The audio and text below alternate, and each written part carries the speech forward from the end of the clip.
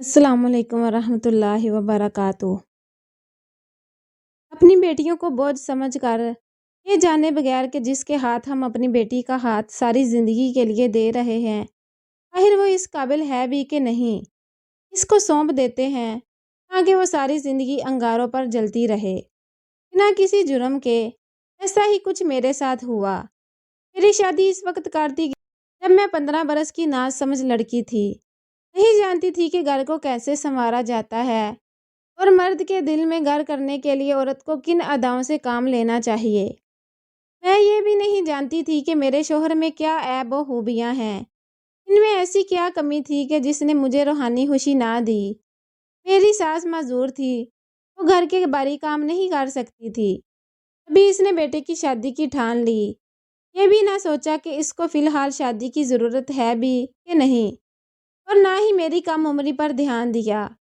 اسے تو بس ایسی بہو چاہیے تھی جو بے زبان گائے کی طرح دوڑ دوڑ کر اس کے کام کرے، جبکہ میرے بڑوں نے یہ سوچ کر میرا ہاتھ ایک اجنبی مرد کے ہاتھ میں تھما دیا کہ چلو بیٹی کو گھر تو مل گیا۔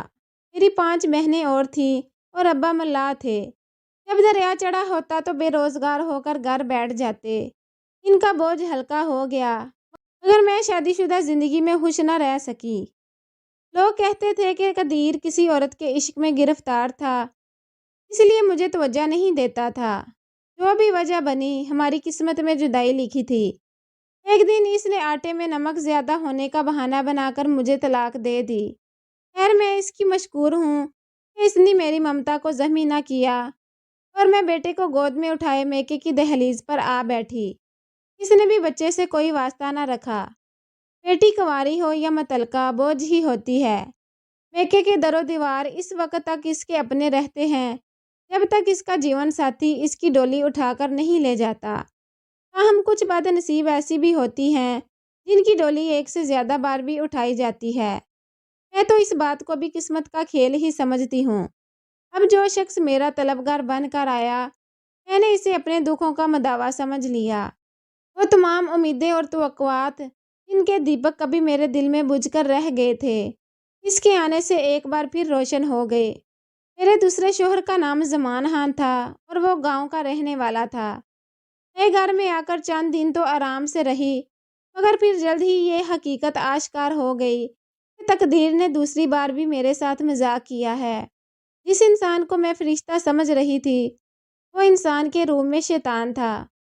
وہ میرے ننھے منھے بیٹے کو ایسی ہونہار نظروں سے دیکھتا تھا جیسے بھوکا بھیڑیا بکری کے بے زبان بچے کو دیکھتا ہے۔ جلد ہی بچے کا وجود ہمارے درمیان تنازعہ بن گیا۔ اور جب میرے منھے کی جانب نظر کرتا، اس کی آنکھوں میں نفرت کی چنگاریاں دہکنے لگتی۔ اس کی بڑھتی ہوئی ہتی مجھ کو ہراساں کر دیتی اور میں کانپ جاتی۔ اس کی بڑھتی ہوئی خفگی مجھ کو ہراساں کر دیتی اور میں کانپ جاتی۔ کبھی سوچتی کہ اس کو چھوڑ کر کسی ویران پہاڑ کے دامن میں جا کر چھپ جاؤں اور اپنے سہمے ہوئے بچے پر ممتا کے تحفظ کا آنچل اس طرح ڈھانپ دوں کہ اسے کوئی ٹیڑھی آنکھ سے بھی نہ دیکھ سکے، لیکن پھر مجبوریاں پاؤں کی زنجیر بن جاتی ہیں۔ خیال آتا لوگ کیا کہیں گے، میں کس کس کا منہ بند کروں گی، لوگ میرے میکے والوں کو جینے نہ دیں گے، جبکہ قبیلے کی رسم کے مطابق وہ بیٹی کا رشتہ دینے کے عوض زمان خان سے مقررہ رقم بھی لے چکے تھے۔ یہ بھی سوچتی تھی کہ بچے کا تحفظ تو ماں کے تحفظ کے ساتھ ساتھ چلتا ہے، زمانے کی ٹھوکروں سے بچانے کے لیے ہی مجھ نادان نے اس ننھی جان کو ستیلے باپ کی ٹھوکروں پر ڈال دیا۔ مگر ظلم کی بھی کوئی حد ہوتی ہے۔ میرا بچہ ٹھیک طرح بولنا بھی نہ سیکھا تھا کہ ستیلے باپ کے ظلم نے اس کی زبان کنگ کر دی۔ وہ اس شخص کو دیکھتے ہی تھر تھر کانپنے لگتا تھا۔ اس کے قدموں کی آہٹ سن کر چھپنے کے لیے ادھر ادھر دیکھنے لگتا، کبھی دیوار کے پیچھے چھپ جاتا تو کبھی چادر اوڑھ کر کسی کونے میں دبک بیٹھتا۔ مگر وہ ظالم انسان بہانے بہانے سے بچے کو مارنا شروع کر دیتا۔ میں ہائے ہائے کرتی بھاگتی، اس کے وار خود پر روکتی اور اپنے بچے کو بچاتی، تو بھی اس کا ہاتھ نہ رکتا۔ نہ جانے اس کی حبیث روح میرے بچے سے کون سی محرومیوں کا انتقام لیتی تھی، یہ بات میری سمجھ میں نہ آتی تھی۔ بعض اوقات ذرا سی خطا پر میرے گلاب کو اتنا مارتا کہ مجھے اس پھول سے بدن کی سکائی کرنا پڑتی۔ کسی عورت کے سامنے اس کا گبرو جوان بیٹا شدت کا نشانہ بن رہا ہو تو اس کی روح چیخ اٹھتی ہے، جبکہ میرا بچہ تو ابھی صرف 5-6 برس کا تھا۔ وہ ذرا زور سے مجھے اماں اماں کہہ کر بھی پکارتا تو ستیلا باپ اس پر گدھ کی طرح چمٹ پڑتا اور بلا وجہ پیٹنا شروع کر دیتا۔ پھر میرے شوہر کو یہ دورے جلد جلد پڑنے لگے اور وہ کسی بہانے کا بھی انتظار نہ کرتا۔ اگر میں اس کے پاس کمرے میں بیٹھی ہوتی اور میرا گلاب ادھر جھانک بھی لیتا تو وہ اسے بلا کر اس کے کان کھینچنے لگتا۔ اب گلاب کا چہرہ زرد پڑ جاتا۔ جب وہ 7 سال کا ہوا تو گھر سے بھاگنے لگا۔ اب وہ گھر میں چھپنے سے زیادہ باہر بھاگ جانے کو زیادہ محفوظ خیال کرتا تھا۔ جو ہی زمان کے آنے کا وقت ہوتا یا اس کی گاڑی کی آواز دور سے سنتا، گھر کا پچھلا دروازہ کھول کر نکل جاتا۔ کبھی محلے کی گلیوں گلیوں میں جا چھپتا، کبھی کسی پڑوسن کے گھر اور کبھی کسی ڈیوٹی میں۔ اگر کوئی اور جگہ نہ سوجتی تو کوڑے کرکٹ کے ڈھیر کے پیچھے بھی جا کر بیٹھ جاتا اور دیر تک گھر نہ آتا۔ زمان کپڑے بدلتا، کھانا کھاتا، پھر آرام کرنے کے لیے لیٹ جاتا اور اسے میرے لڑکے کا خیال نہ آتا تو بڑی عافیت ہوتی۔ میں بھی گلاب کے پیچھے نہ جاتی کہ زمان سو جائے تب اسے دیکھنے نکلوں گی۔ اکثر تو وہ خود آ کر اپنے گھر کی ڈیوٹی میں بیٹھ جاتا مگر گھر کے اندر نہ آتا۔ زمان کے سونے کے بعد میں اسے جا کر اندر لے آتی اور کھانا کھلاتی۔ جس روز زمان کو خیال آ جاتا کہ گلاب نظر نہیں آ رہا تو پوچھتا کدھر ہے وہ گدھے کا بچہ۔ اگر وہ باہر ہوتا تو زمان اس کی تلاش میں نکل پڑتا اور کہیں نہ کہیں سے ڈھونڈ کر مارتا ہوا گھر لاتا اور مارتے مارتے بے ہوش کر ڈالتا۔ کہتا یہ مجھے بدنام کرنے کو محلے میں جا چھپتا ہے، کسی دن کسی بدماش کے ہتھے چڑھ جائے گا، اب تم کو سمجھ آئے گی۔ بیوقوف عورت، میں بیوقوف عورت اسے یہ بھی نہ کہہ سکتی تھی کہ تیرے ظلم کے وجہ سے ہی تو گھر سے بھاگتا ہے۔ پڑوسی مجھے کہتے کہ تم کیسے اس راکشس کا ستم برداشت کرتی ہو، پولیس کو کیوں نہیں بتاتی؟ اگر تم میں ہمت نہیں تو ہم جا کر اس کی رپورٹ لکھواتے ہیں۔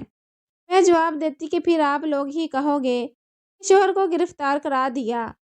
اب اس کا ظلم آسمان کی حدوں کو چھونے لگا تھا۔ ہر کوئی عورت کب تک شیطان صفت شوہر کی تابعداری کر سکتی تھی؟ اب یہ ہونے لگا کہ جو ہی وہ مارنے کو گلاب کی طرف لپکتا میں بکنا جکنا شروع کر دیتی۔ اس کا الٹا اثر ہوا، وہ اور زیادہ چڑ گیا کہ ہم میاں بیوی میں ایک نفرت کی ناقابل عبور درار پڑ گئی۔ اس روز شام کو زمان نے میرے بچے کو حکم دیا کہ جا کر دودھ لے آ۔ اس نے باورچی خانے سے برتن اٹھایا اور دروازے کے پاس آ کر کھڑا ہو گیا۔ وہ کہنا چاہتا تھا کہ پیسے دو تو دودھ لینے جاؤں، مگر خوف سے اس کے ہونٹ پھڑ پھڑا کر رہ گئے۔ اب میں نے کہا زمان خان اس کو پیسے دو ہاں کہ یہ دودھ لینے جائے۔ تو کیا یہ گونگا ہے، یہ خود نہیں کہہ سکتا؟ زمان نے بڑبڑاتے ہوئے بٹوے میں سے 100 کا نوٹ نکال کر دیا اور کہنے لگا کہ دھیان سے نوٹ لے کر جانا، گرا نہیں دینا اور جلدی آنا 5 منٹ میں۔ میرا سر درد سے پھٹا جا رہا ہے اور مجھے حکم دیا کہ تم چائے کے لیے چولہے پر کیتلی رکھ دو۔ وہ کسی حکم کے غلام کی طرح دوڑتا ہوا دروازے سے نکل گیا۔ دودھ کی دکان زیادہ دور نہ تھی مگر گلاب کو گئے کافی دیر ہو گئی تھی۔ ادھر میرے شوہر کا غصہ بڑھتا جا رہا تھا، وہ زخمی ناک کی طرح پھنکار رہا تھا اور میں دل ہی دل میں قرآنی آیات پڑھ کر اس کی جانب پھونکتی جا رہی تھی، دعا کر رہی تھی کہ یا اللہ اس شخص کا غصہ ٹھنڈا کر دے، اس کے دل میں رحم ڈال دے، یہ میرے لال کو کچھ نہ کہے۔ مگر کہاں پتھر میں جھونک لگ سکتی ہے۔ ہر غصے سے بل کھاتا وہ باہر چلا گیا۔ مجھے لگا کہ آج اس کی آنکھوں میں خون اترا ہوا ہے۔ آنچل پھیلا کر دعا مانگنے لگی، یا رب گلاب کو باہر سے ہی اٹھا لے اس سے پہلے کہ اس کے کرہت ہاتھ اس کے نازک بدن کو چھوئیں۔ دعا مانگ کر جب میں نے دروازے کی جانب نظر کی تو دیکھا کہ وہ میرے 7 سالہ بچے کو، جو دیکھنے میں 6 برس کا بھی کم لگتا تھا، گھسیٹتا ہوا لا رہا ہے۔ میرے دل میں درد کی لہریں اٹھنے لگی۔ اس نے بچے کو میرے سامنے لا کر پٹھا اور اس پر گھونسوں اور لاتوں کی بارش کر دی۔ وہ ناتواں زمین پر تڑپ کر بلکنے لگا، دہائی دینے لگا، ماں ماں مجھے بچا لے۔ ابھی میں تڑپ کر اس پر گری تو زمان نے مجھے بھی مارنا شروع کر دیا۔ گلاب تو تکلیف کی تاب نہ لا کر بے سدھ ہو چکا تھا۔ کبھی باڑک کے مالک نے اپنے نوکر کو بھیجا، اس نے کہا کہ تمہارا لڑکا دودھ لے کر تیزی سے بھاگا تھا، ایک پتھر سے اس کا پاؤں ٹکرایا اور وہ گر گیا۔ میں نے 20 روپے کا دودھ دے کر باقی 80 روپے اس کے ہاتھ میں تما دیے۔ وہ بھی وہاں گر کر بکھر گئے۔ کچھ نوٹ ہوا سے اڑ گئے اور کچھ رقم میرے ہاتھ آئی۔ یہ لو، اور یہ دودھ مالک نے بھجوایا ہے کہ رکھ لو۔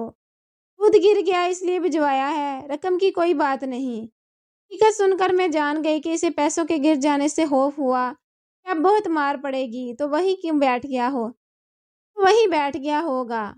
غیرت کو کیا ضرورت تھی اس طرح بھاگنے کی جب دودھ کا برتن ہاتھ میں تھا؟ زمان نے کہا تو مجھ سے نہ رہا گیا۔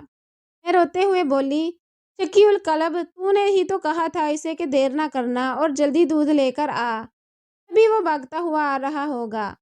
پھر تو نے حمایت کی شیطان کی، تیری انہی طرفداریوں نے ہی اسے شیطان بنایا ہے۔ یہ سن کر اب جو میرے دل میں آیا بکنے لگی اور جان کی پرواہ نہ کرتے ہوئے شوہر کے سامنے تن کر کھڑی ہو گئی۔ میرے ایسے تیور اس نے بھی نہ دیکھے تھے۔ اس کا غصہ آسمان پر پہنچ گیا۔ میں نے اپنے لہتے جگر کو اٹھا کر دوسرے کمرے میں لے جانے کی کوشش کی مگر زمان نے اٹھانے نہ دیا۔ گلاب نے اب آنکھیں کھول دی تھی اور بے بسی سے میری طرف دیکھ رہا تھا۔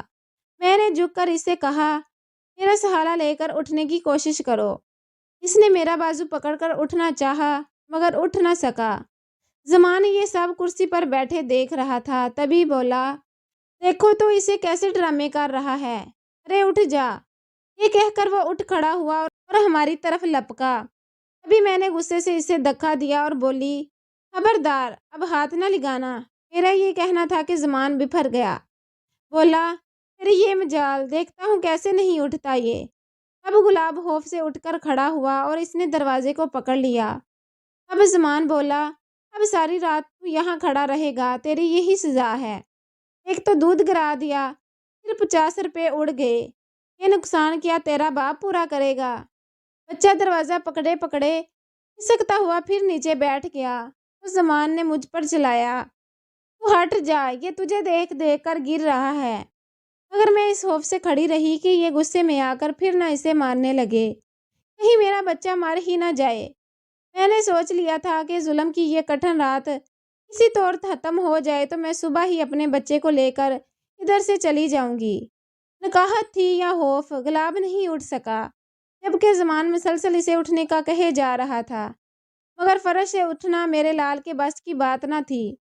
ابھی وہ ظالم اس پر جھپٹا تو میں نے دوڑ کر اس کا گریبان پکڑ کر کھینچا اور چلائی، اب اس کے قریب نہ آنا ورنہ تیرا خون پی جاؤں گی۔ کیا تیرے سینے میں دل نہیں ہے؟ میرا بچہ آخری سانسیں لے رہا ہے، اس کو سانس لینے کی مہلت تو دے۔ وہ بولا، تو ہٹ، میں دیتا ہوں مہلت آخری سانسوں کی۔ اب آسمان پھٹا اور نہ زمین کا کلیجہ شک ہوا مگر ایک ماں کا دل پھٹ گیا۔ وہ بے درد میرے لال کے جسم پر چڑھ کر کودنے لگا۔ بچے نے چیخ بلند کی اور میں کسی کو مدد کے لیے بلانے کی خاطر گھر سے باہر دوڑی۔ میرے بچے کا گردہ پھٹ گیا تھا، اس کی پسلیاں ٹوٹ گئی تھی۔ میری چیخو پکار سن کر لوگ آ گئے، لیکن تب تک میرا جگر گوشہ اپنی آخری سانسیں پوری کر چکا تھا۔ اب ایک تن مردہ زمین پر پڑا ہوا تھا۔ لوگوں نے زمان کو پکڑ کر رسیوں سے باندھ دیا، پھر پولیس نے اس کو گرفتار کر لیا۔ وہ جیل چلا گیا، مگر میں اب بھی بیان کرتی ہوں کہ اے کاش زمان گلاب کو مارنے کی بجائے مجھے مار ڈالتا۔ اے کاش ایسے سنگ دلوں کو عدالت سے سخت سزا ملے جو معصوم بچوں کو اپنے ظلم کا نشانہ بناتے ہیں اور ماؤں کے دلوں میں شگاف ڈال دیتے ہیں۔ ان کو ذرا بھی رحم نہیں آتا کہ ان کے اپنے نہ صحیح ہوتے تو وہ معصوم بچے ہی ہیں نا۔ خدا نفرت میں آ کر کسی معصوم کی زندگی کی شمع کو نہ بجھنے دے ورنہ ماؤں کے کلیجے پھٹ جاتے ہیں۔